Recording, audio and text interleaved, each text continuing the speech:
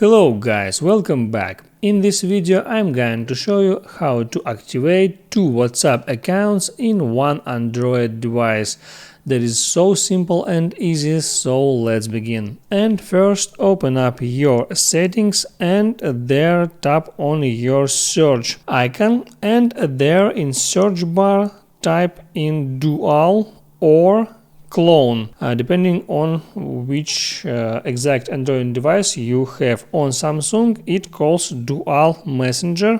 I'll select that, and there in that screen I need to find Dual Messenger and get into it. So now I'm able to clone all my messengers, and let's start with WhatsApp. To clone my WhatsApp, just enable that option, and phone now asks me if I really want to install a second copy of WhatsApp, and I just press install and confirm that action. On that step I may select use or not separate contact lists.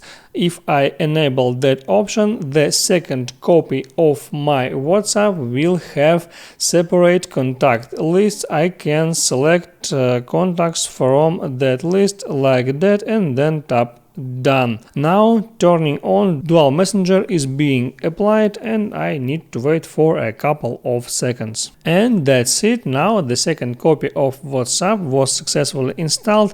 I can check that just there in my app library.